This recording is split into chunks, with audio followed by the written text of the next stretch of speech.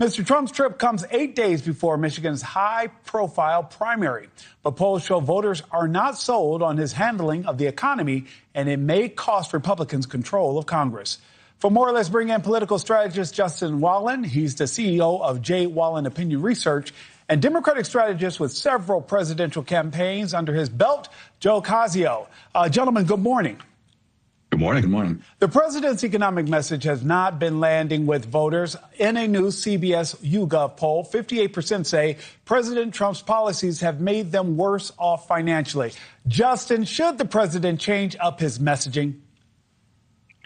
Well, I think so, but that's really a small part of the problem. The problem is, in effect, what people are actually feeling every day. And regardless of what side of the political aisle you're on, or if you call yourself somewhere in the middle, it's hard to deny the fact that most Americans do not have a better household financial situation than they did over a year and a half ago. And that was the president's message. That's why he won. That's why he barely won Michigan.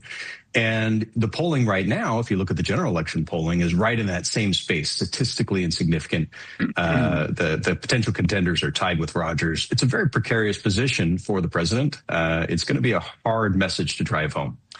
Meanwhile, a new Pew Research poll shows neither party has a clear advantage with voters when it comes to the economy, with 37% saying they agree more with Democrats and 36% saying they agree more with Republicans. Joe, are Democrats dropping the ball on their economic messaging? Absolutely not. Look, Donald Trump and congressional Republicans are in charge, and let's be blunt, they have failed. Today, millions of Americans across the country pay more for basic needs than they did 2 years ago.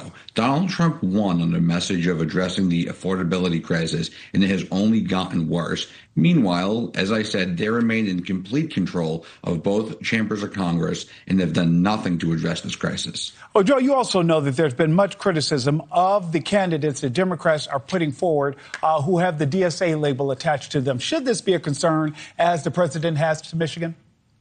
At the end of the day, what the election is about is this is a check on the Trump administration. If people believe that Donald Trump and congressional Republicans have done a good job, then they'll go in there and they'll vote for the Republican. But we know through polling, frankly, we know through talking to our friends and family that people are just dissatisfied because life has gotten more difficult. And Justin, we know the president today in Michigan will talk about his big, beautiful bill and what he has done for the average American. But we also know that there is a worsening economy pressures and perceived lack of focus on pocketbook issues, particularly as the president seems focused on this war in Iran. How does he land that message with voters in Michigan? Well, I do think that his best path is to point towards how the automobile manufacturers are doing, and they're doing markedly better. They've got a more clear lane with a lot of regulations removed from them in terms of EVs, which have decidedly taken a nosedive in terms of popularity. So I think that's his best bet, is to point towards that. It's very local. It's actually a success story. I think that's probably what he's going to focus on. I think that's his best path. Despite growing concerns about the war in Iran and the economy here at home, the president seemed to spend the weekend sharing memes and AI-generated pictures on Truth Social. Justin, is his head in the game with less than 100 days until the midterm? Well, I learned quite some time ago, as we probably all did, not to try and guess where Donald Trump's head is and what he's going to do next. He always surprises, and a lot of times he wins. So in fairness, this is important to keep in mind. I would differ slightly from Joe's analysis, although historically gravity does go towards Democrats. We do know that. But there are three toxic brands politically in the United States right now: Donald Trump, the Republican Party, and the Democratic Party, all of which share equal degrees of distaste by the American voter. So in votes like this, where a voter is going to end up with a home, they don't really have good options in the eyes of the voter. So this could go any way, and I think that's what the polls are showing us. It's just too tight to call. Voters are unhappy. Where they're going to land, we have no idea. Well, looking across the aisle, Michigan Governor Gretchen Whitmer endorsed moderate Democrat Haley Stevens over the weekend in the Senate race there.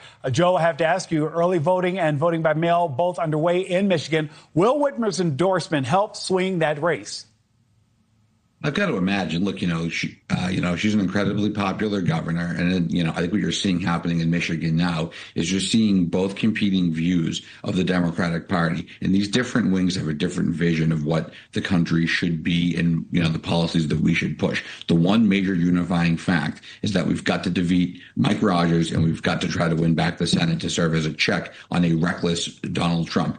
Look, the polling tells us this. This is an incredible unifying theme. And in fact, we saw it work in Michigan in the Senate race 2 years ago. Justin, Joe, we've got about 3 months to go, and I have to believe we'll have a whole lot more to talk about. Gentlemen, thank you so much.